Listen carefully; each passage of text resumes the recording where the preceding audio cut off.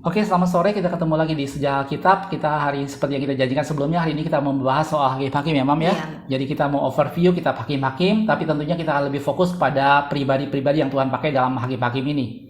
Gitu ya. Sebelum kita masuk ke cerita hakim-hakim ini, kita akan lihat satu ayat dalam firman Tuhan di Hakim-hakim 2 ayat 16 sampai 19. Dikatakan, "Maka Tuhan membangkitkan hakim-hakim yang menyelamatkan mereka dari tangan perampok." Jadi hakim ini memang Tuhan pakai untuk membantu umat Tuhan untuk menyelamatkan mereka apabila ada bangsa lain yang menindas mereka, gitu ya. Jadi ini pemimpin sebuah perjuangan lah seperti itu, gitu ya.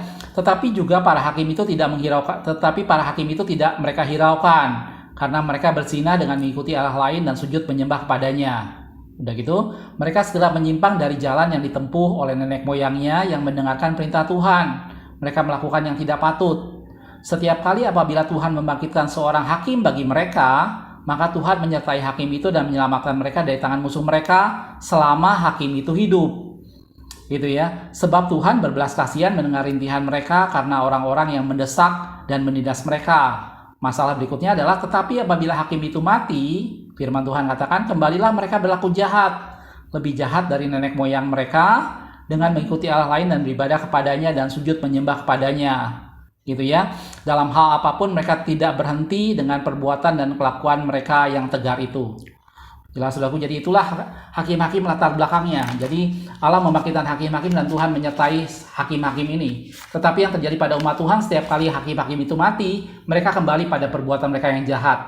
Dan tadi saya sudah bilang bahwa hakim-hakim ini memimpin umat Tuhan dalam perjuangan melawan orang-orang suku-suku yang menindas di sekitar mereka, gitu ya. Tapi tentunya juga mungkin hakim-hakim ini akan mengajarkan beberapa aturan firman Tuhan, kitab-kitab Musa bagi mereka, gitu. Nah, hakim-hakim ini setting peristiwanya terjadi setelah umat Tuhan masuk ke dalam tanah perjanjian dipimpin oleh Yosua. Nah, setelah Yosua mati, kemudian perjuangan dilanjutkan oleh Kaleb ya, Mam ya. Iya. Ya, kemudian Kaleb akan memimpin umat Tuhan menguasai daerah-daerahnya dan akhirnya masing-masing berada pada daerahnya sendiri-sendiri. Gitu. Oke. Nah, pertama kita akan mulai pada peristiwa hakim-hakim ini dari hakim yang pertama, Mam ya. Iya. Silakan, Mam. Otniel. Jadi setelah Yosua mati itu 110 tahun ya. Jadi kurang lebih tahun 1356 sebelum Masehi. Dia dikubur di Timnat Serah, pegunungan Efraim. Tadi seperti yang Papa bilang, sesudah Yosua mati maka digantikan Yosua itu orang Efraim ya. orang Efraim. Jadi dia dikuburkan ke Efraim. Oh ya, seperti yang kita tahu sebelumnya waktu peristiwa 12 pengintai, maka yang memberikan kabar yang baik hanya Yosua dan Kaleb. Akibatnya 20 tahun ke atas waktu itu mereka mati semua dan yang boleh masuk hanya Yosua dan Kaleb.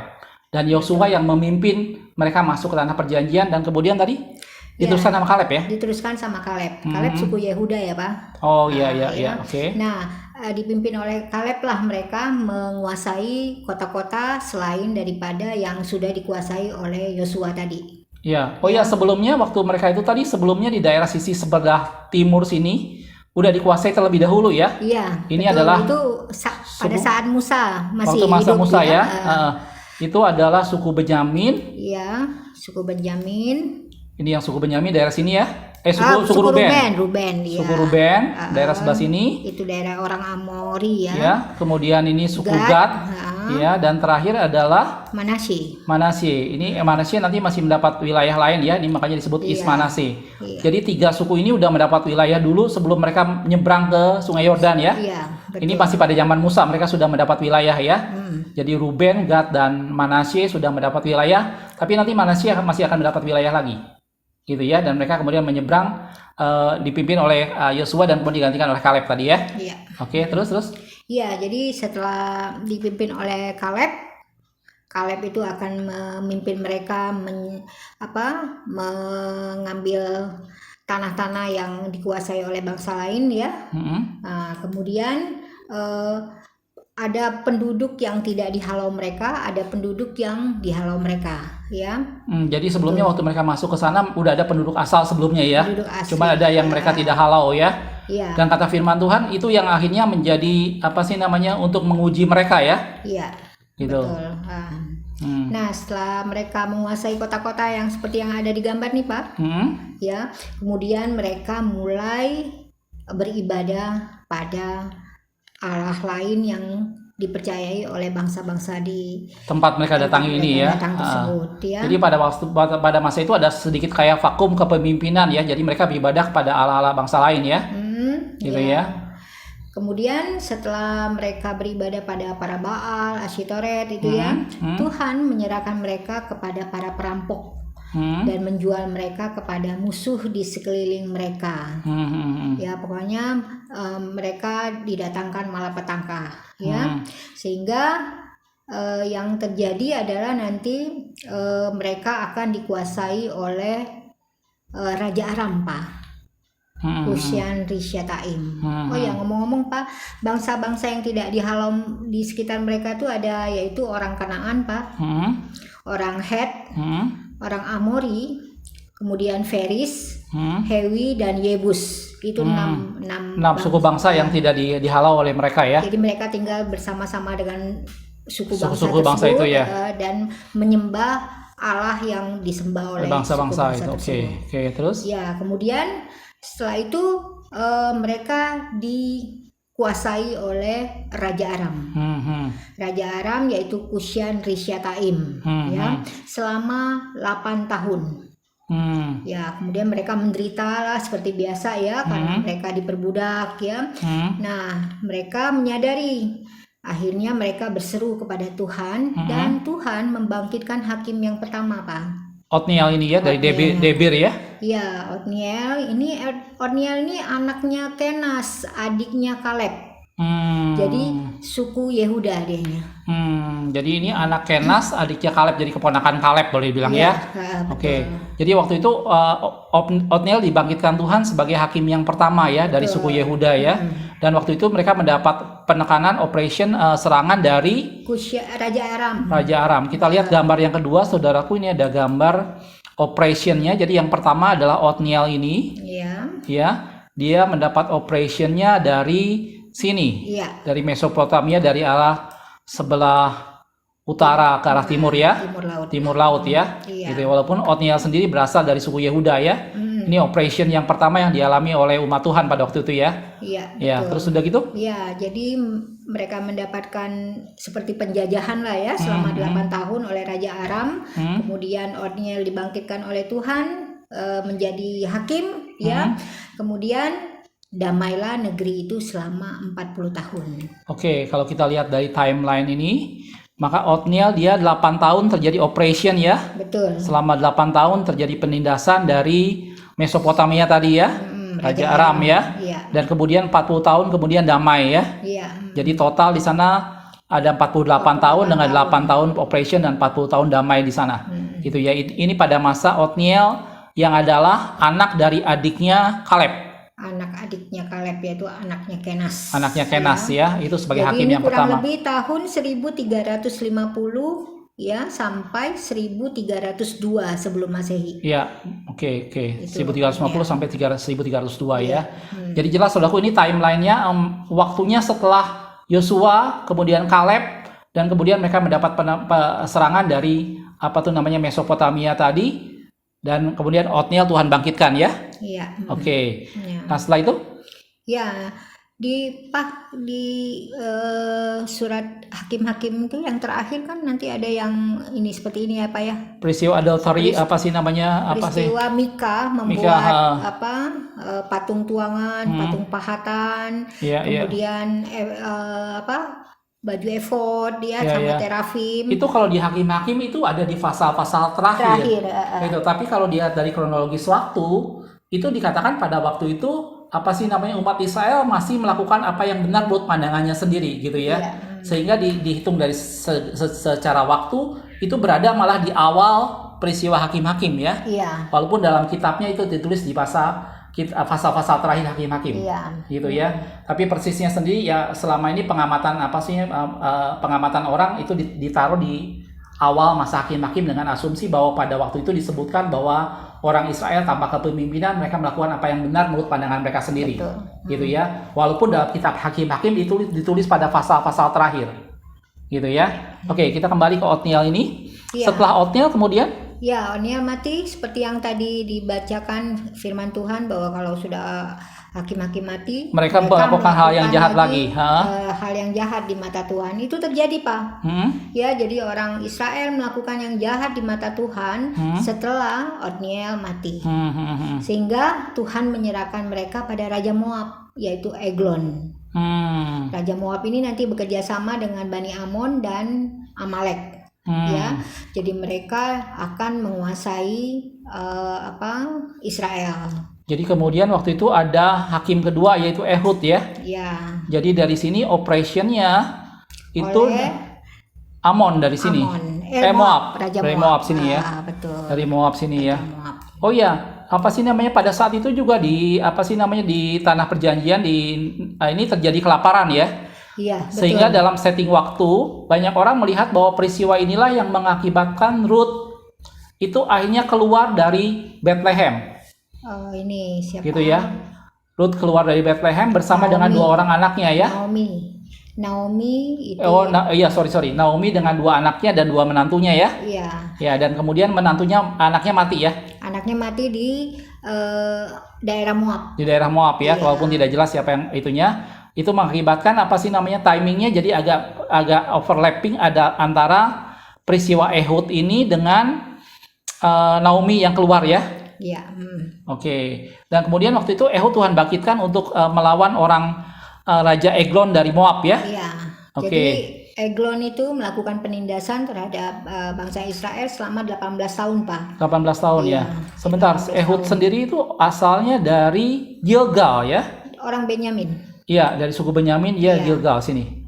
Ehud dari Iya. suku Benyamin. Dari suku Benyamin. Oke, dia mendapat operationnya. Ini yang gambar kedua, ini ada gambar operationnya dia dari Moab di bawah sini. Iya. Ya, Moab menyerang sini dan waktu itu rajanya ada Raja Eglon ya. Raja Eglon. Oke. Iya. Terus. Jadi dia selama berapa lama? 18 tahun operationnya ya. 18 tahun penindasan dari Raja Moab.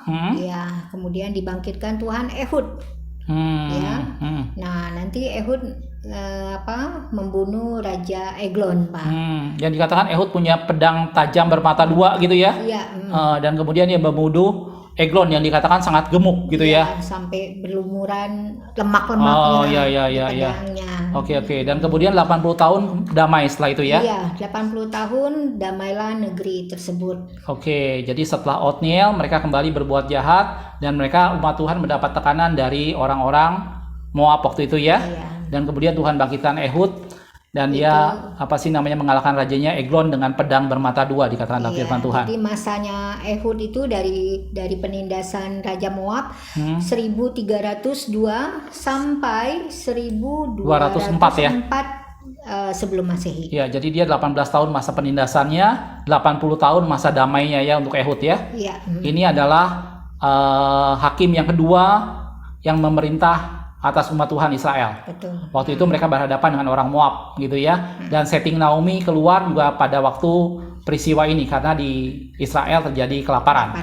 Oke. Nah, setelah itu kemudian digantikan ini ada beberapa hakim yang sempat bersamaan waktunya tapi di wilayah yang berbeda ya, Mam ya? Iya. Jadi pertama itu adalah ketiga Samgar ya. Samgar bin Anat ya. Ini Samgar. Ya, ini di dalam firman Tuhan tidak diceritakan lebih banyak mengenai Samgar ya.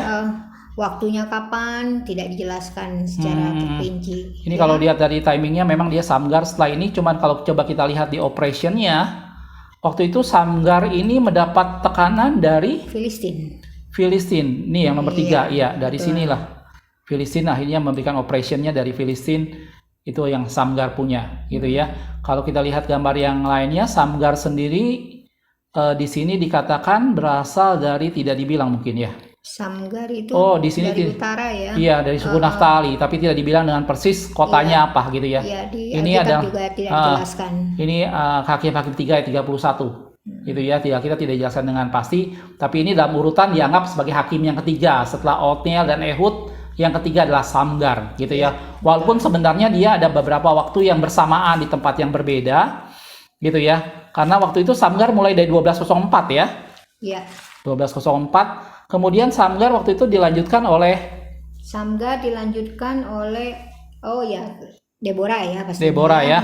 Jadi dikatakan bahwa kemudian Ehud mati dan orang Israel melakukan lagi yang jahat di mata Tuhan. Hmm. Lalu Tuhan menyerahkan mereka ke dalam tangan Yabin, Raja Kanaan. Selama kurang lebih 20 tahun dia menindas Israel. Hmm. Ya, Yabin ini, Raja Kanaan ini dia memerintah di Hazor ya.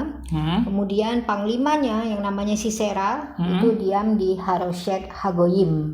Itu nanti yang Tuhan bangkitkan adalah Deborah ya. Deborah yang tentunya harusnya dengan Balak, karena Deborah sendiri seorang nabi ya sebenarnya. Barak bin Abinoam. Dengan Barak ya. Oke. Jadi kalau lihat dari nomor yang ini, Deborah yang keempat itu dia mendapat tekanan dari orang Kanaan ya. Iya, dari sini dia dapat tekanannya ya, Kanaanites. Oke, ini yang Deborah. Oke, Deborah sendiri kalau lihat dari peta yang ini, itu dia berasal dari dianya sering suku Efraim, cuma dibilangnya. Iya, sering duduk di Betel. Ini Betel. Jadi ini Betel, tidak dijelaskan juga suku dari mana ini. Iya, cuma dibilang ini Betel memang ya, Betel. Ya, ini Deborah dari antara Rama dengan Betel. Iya. Ini Rama, ini Betel. Oke, jadi Deborah dianggap di firman Tuhan yang dikatakan sekitar di sinian ya. Deborah ini dianggap melanjutkan setelah Ehud mati ya. Setelah Ehud mati. Ya. Terus? Ya, jadi kemudian saat mereka menerima penindasan dari orang Kanaan, maka Deborah ini kan perempuan ya Pak ya? Iya, seorang nabiah ya. Nabiah dia termasuk juga ya. Kemudian Deborah memanggil Barak bin Abinoam ya untuk maju peperangan terhadap suku orang Kanaan tersebut. Tapi Baraknya nggak mau ya, dia minta didampingi. Barak nggak mau, dia pokoknya bilang harus Deborah mendampingi. Sampai Deborah bilang kamu tidak mendapat kemasyuran dari sana karena kejayaannya dipegang sama Deborah gitu ya. Dan Deborah ini adalah satu-satunya hakim yang wanita dari semua hakim yang ada pada masa hakim-hakim. Deborah satu-satunya yang wanita dan dia juga seorang nabiah gitu. Terus udah gitu pertempurannya ada banyak cerita tentang pertempuran Deborah? Ada banyak sekali nih ya. Jadi kalau Deborah memanggil Barak itu untuk menuju Gunung Tabor, Pak. Ya, dia membawa kurang lebih 10.000 dari Bani Naftali dan Zebulon. Dari Naftali dan Zebulon. Coba kalau kita lihat dari gambar yang ini, Naftali dan Zebulon itu adalah di atas itu. Zebulon di sini ya. Ini suku Zebulon nih yang warna ini. Naftali di atas juga tuh. Naftali nggak terlalu jelas ya. Naftali harusnya di atas dekat sini ya. Juga. Ini West Isakar, Zebulon ya, Naftali di atas. Iya, Naftali dan Zebulon. Jadi dia bersama-sama dengan Deborah ya waktu itu ya. Dia bertempurnya di Tabor malah ya. Di Gunung Tabor. Gunung Tabornya di sini tidak ada. Tapi kurang lebih lokasinya mungkin sekitaran sini ya. Sekitaran sini. Iya. Dari sekitar sini ya mungkin Gunung Tabor ya. Oke. Ya, kemudian Tuhan mengacaukan panglima Kanaan tuh Pak, Sisera itu, kemudian seluruh tentaranya mati ya. Sehingga Sisera itu harus turun dari keretanya dan melarikan diri berjalan kaki. Terus dia sembunyi kan? Nah, dia sembunyi waktu itu di kemah Yael. Kak Yael itu istrinya Heber, orang suku Keni, yang memisahkan diri dari anak-anak Hobab, iparnya Musa. Oh, dia jadi hubungan dengan iparnya Musa, dia memisahkan diri dari situ. Oke, terus? Iya, mereka berkemah, ya pokoknya berpindah-pindah memasang kemahnya sampai di dekat pohon Tarbantin di Zaanaim dekat Kadesi. Nah, hubungan antara keluarga Yael tadi, Heber tadi ya, dengan Yabin, rajanya Kanaan itu baik, sehingga Sisera tidak ragu untuk mampir ke kemahnya Yael, Pak. Nah, kemudian itu berarti udah wilayah Raja Kanaan ya? Udah masuk ke Israel. Nah, di sini kan? Ya, udah masuk ke daerah sini ya dia. Kanaan kan di bagian barat kan? Ya, udah masuk ke sini ya. Udah masuk wilayah Israel. Ya, kemudian dianya diselimuti oleh perempuan Yael itu ya. Kemudian dia diberi minum susu, kemudian pokoknya jangan dikasih tahu keberadaannya. Tapi yang terjadi Pak, Yael itu mengambil patok kemah dan palu, dipukul pelipis kemudian kepalanya ya. iya, Dan kemudian dia mati dengan kondisi patok tertancap ya. betul. Oke. Itu akhir dari Sisera ya.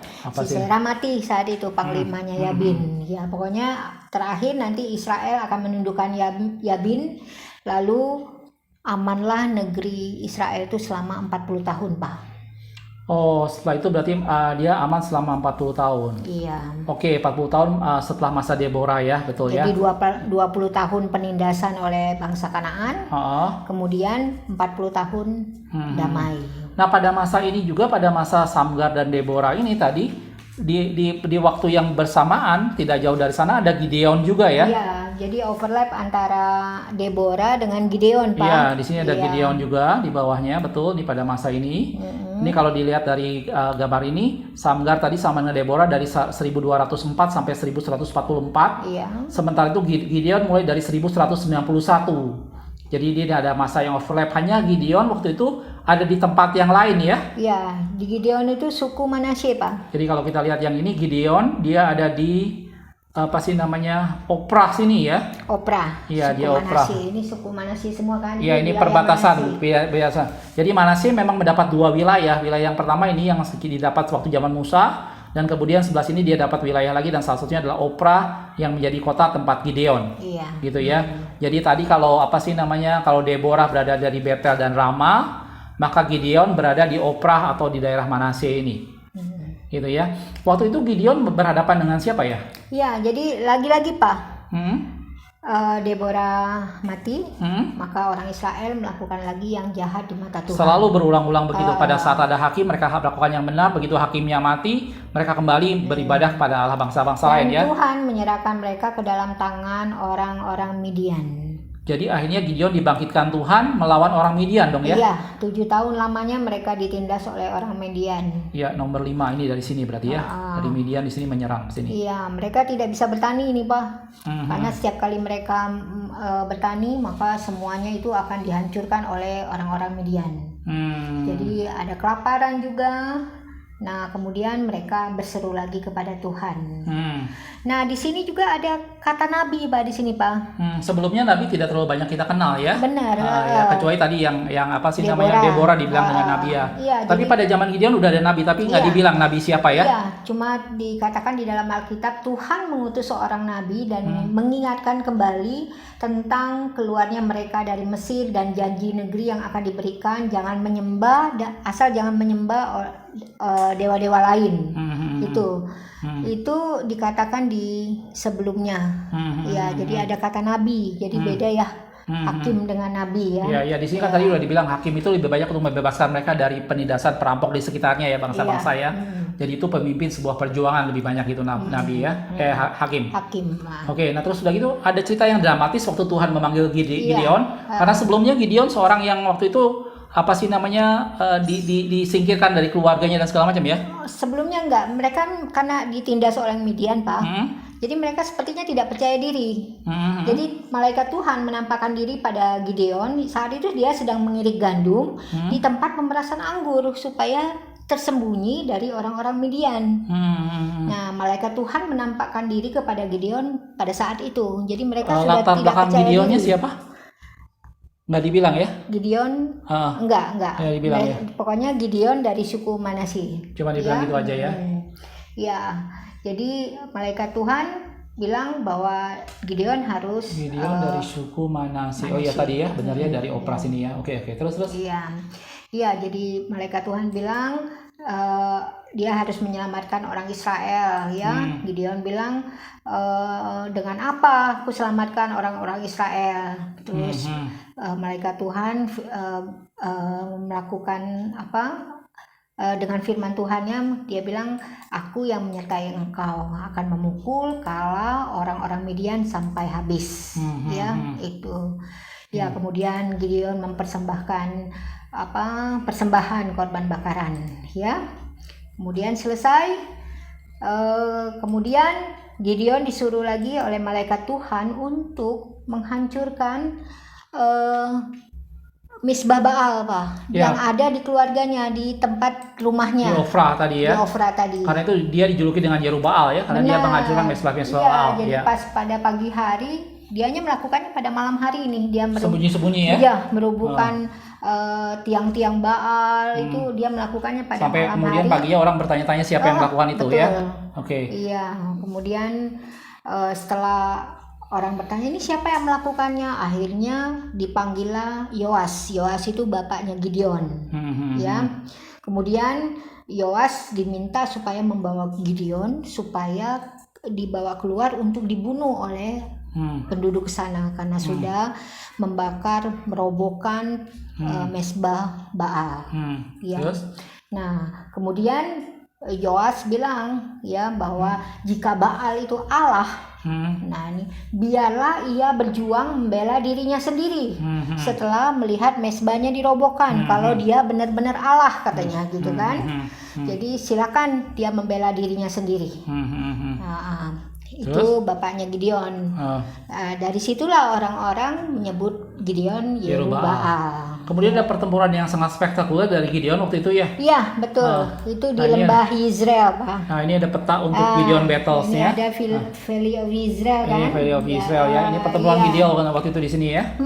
Gitu. Waktu itu tentaranya waktu itu Gideon bawa banyak tentara sebelumnya, kemudian separuh suruh pulang. Betul, kemudian ya. Benar, dianya membawa orang-orang Abiezer ya mengikuti dia. Kemudian dia berpesan juga untuk suku Asher, Zebulon, Naftali untuk bergabung ya. Kemudian tapi sebelumnya dianya agak ragu juga, Pak. Agak ragu, dia meminta apa? Tanda. Iya, bukti Tanda pada ya. Tuhan. Yang apa sih namanya? Bentangan guntingan bulu domba. Ya, nanti yang ini basah, yang lainnya kering, dan Iya, kemudian sebaliknya gitu ya. betul. Dan dua-duanya digenapi Tuhan untuk menunjukkan bahwa memang Gideon lah yang memimpin pertempuran ini ya. Iya. Oke. Nah, kemudian mereka sampai berkemah di dekat mata air Harrods. Ini Harrods Well. Ya, dekat sini ya, di Haroswell sini ya. Iya. Kemudian orang Midian di utaranya di lembah Bukit More. Nah, ini lebih dekat. Oke, orang Midian ada di Lembah Bukit More. Enggak dilihat ya di sini ya. di utaranya Di Harrods. Oke. Ya.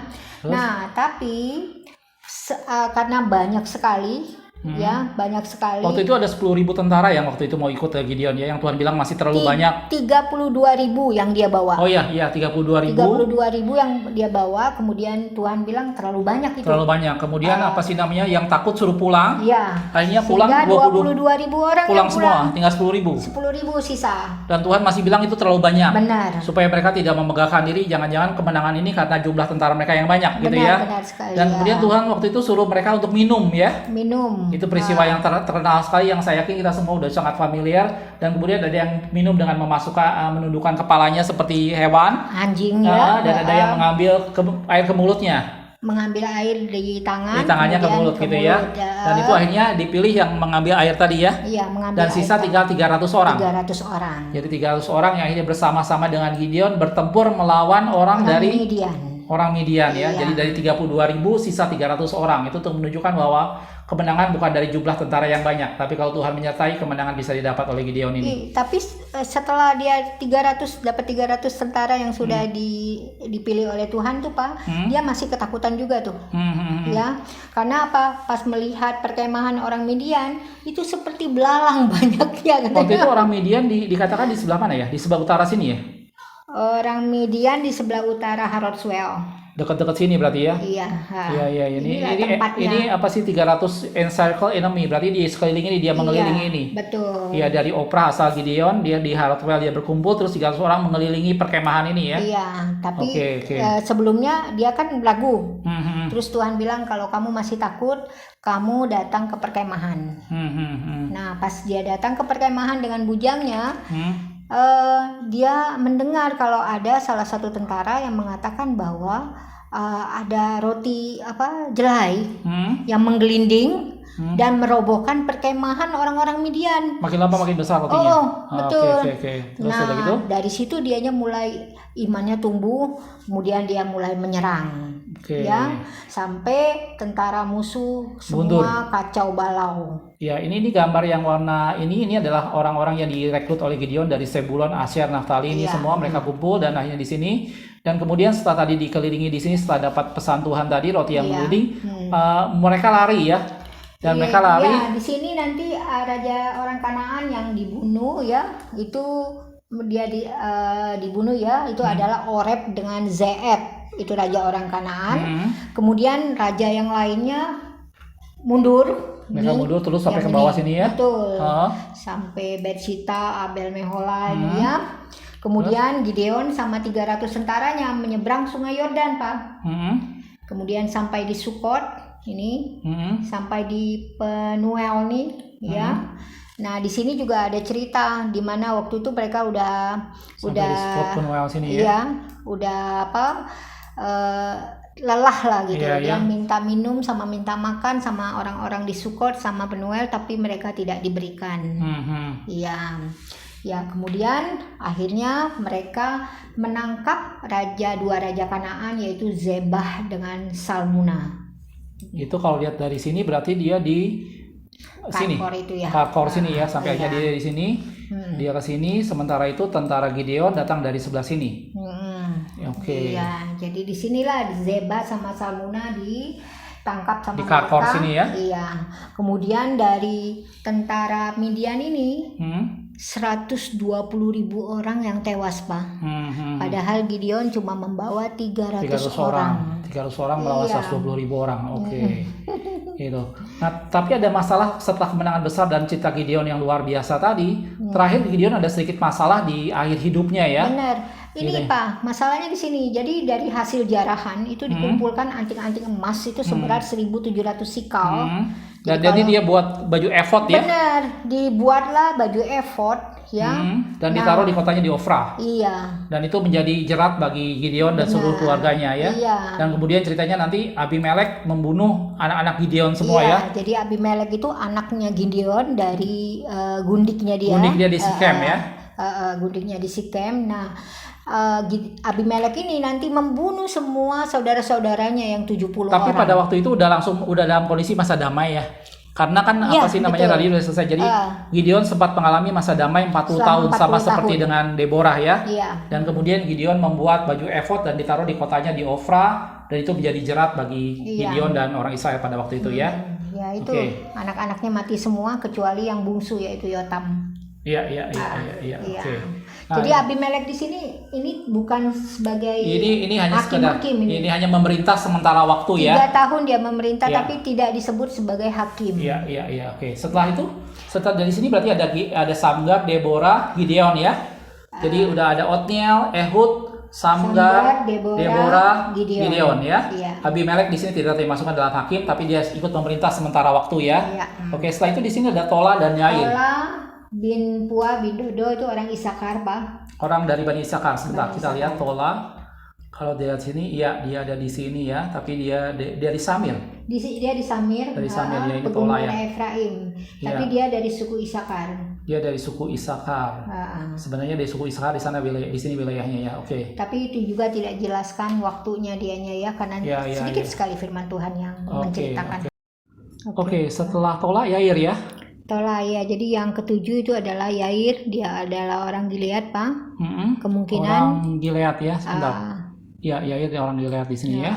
Kemungkinan dari suku Manasye ya. Suku Manasye, oke. Iya, dia memerintah selama 22 tahun. Oke. Iya. Oke. Setelah itu?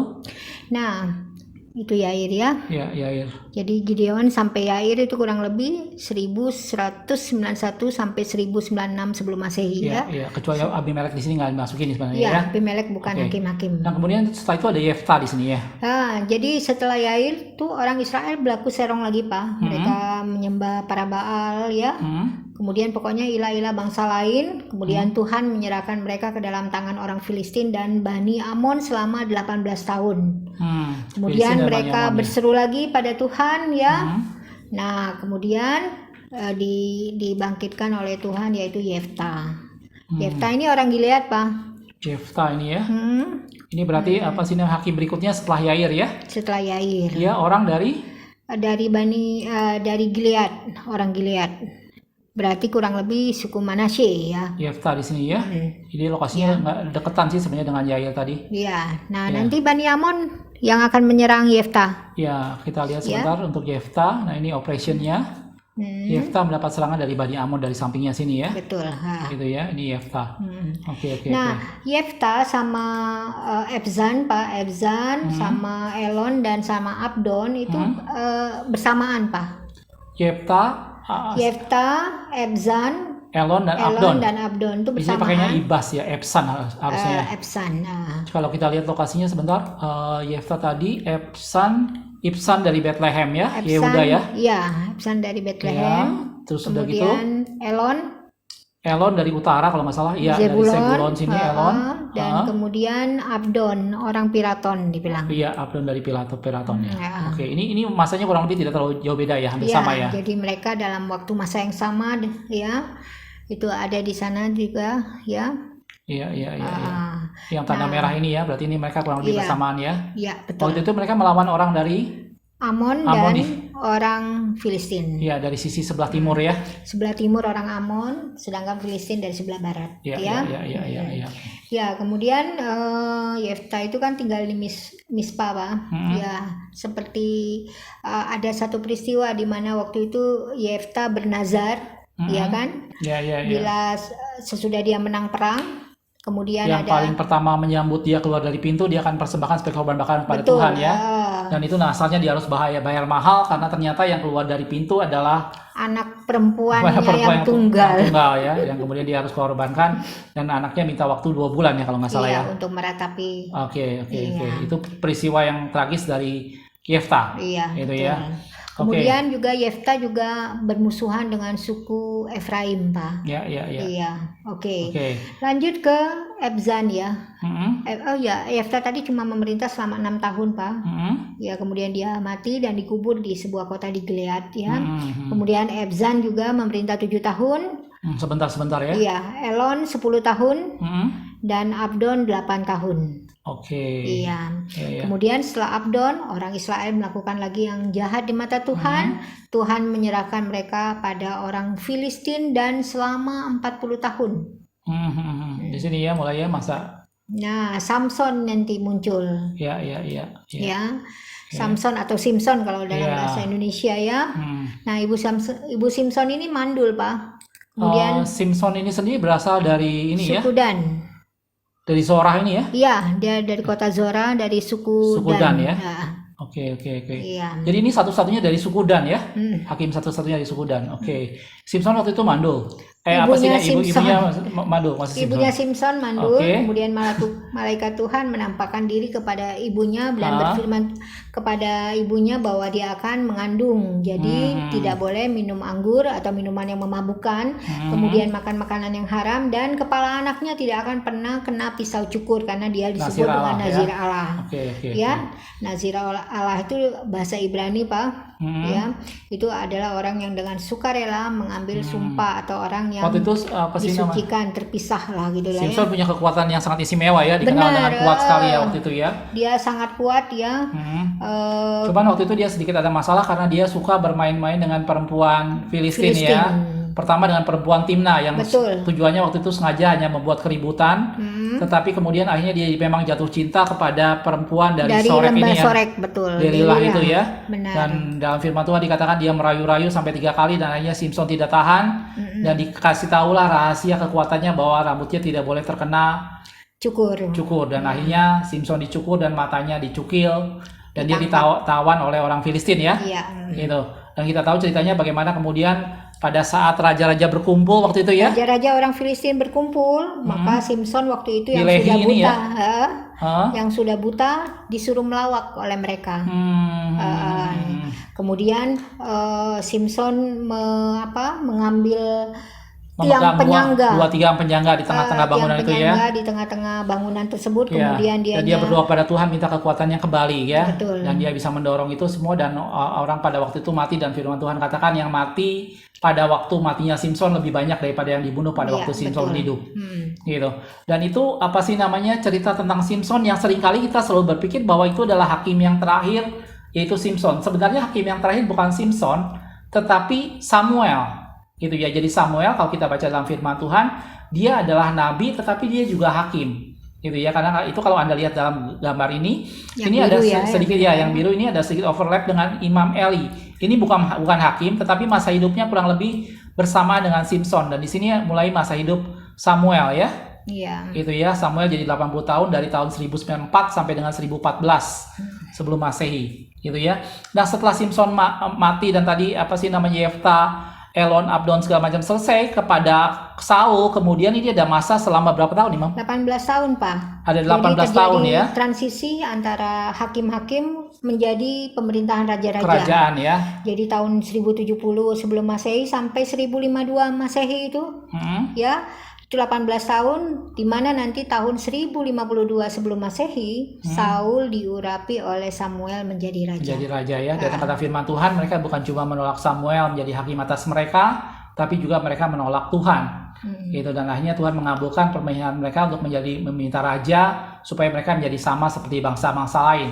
Dan kisah selanjutnya tentunya kita sudah tahu dari cerita Saul, David, Daud, dan selanjutnya. Kalau Anda belum lihat, bisa lihat video kita tentang nabi-nabi dan raja-raja yang kemarin ya.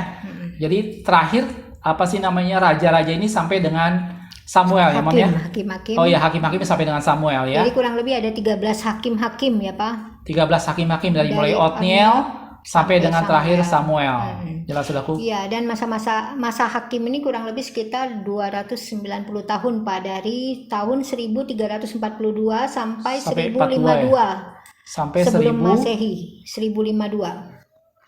Sampai segini kurang lebih ya? Iya, tepat waktu Saul menjadi raja. Iya. Itu berapa? 290 tahun, tapi tidak diikutkan dengan operation dari Raja Aram. Oke, sebelumnya ya. Iya. Oke. Nah, di akhir kitab Hakim-Hakim, Anda melihat beberapa pasal di sana tentang apa sih namanya adultery dari Mika. Yang tadi saya sudah bilang itu sebenarnya dari secara setting waktu itu berada di awal sebelum masa Othniel, karena di sana dikatakan bahwa mereka melakukan apa yang benar menurut aturan mereka sendiri ya, tanpa ada pimpinan dari siapa-siapa, sehingga itu diasumsikan berada pada masa sebelum Othniel malah. Gitu. Dan yang kedua di sana ada peristiwa tentang dosa yang dilakukan oleh suku Benyamin di Gibea ya. Gitu. Dan lebih jelasnya Anda bisa lihat kitab Hakim-Hakim pasal-pasal terakhir, di mana pada waktu itu suku Benyamin sempat hendak dimusnahkan oleh saudara-saudaranya gitu ya. Dan itu juga mengambil setting waktu di antara Othniel dan Ehud di sini. Iya. Itu Sodomy of Benjamin gitu ya. Itu secara overview secara garis besar kitab Hakim-Hakim. Ya, dari sini kita bisa melihat bagaimana Allah membangkitkan banyak hakim untuk menuntun umat Tuhan pada jalan yang Allah mau, tetapi mereka hidup benar pada saat ada hakim, dan kemudian mereka kembali pada dosa mereka setelah hakimnya mati, dan itu terus berulang dan terus berulang. Itu terjadi semata-mata karena mereka membiarkan bangsa-bangsa lain ada di tengah-tengah mereka dan membuat hati mereka terpaut pada Allah bangsa lain. Allah membiarkan itu semua terjadi sebagai media untuk menguji mereka, sebagai media untuk melatih mereka berperang, gitu ya. Tapi ini menjadi satu pelajaran yang baik bagi kita semua. Kalau ada sesuatu hal yang tidak benar di dalam kehidupan kita, jangan biarkan itu semua. Itu segera bereskan supaya itu kelak tidak menjadi masalah di kemudian hari.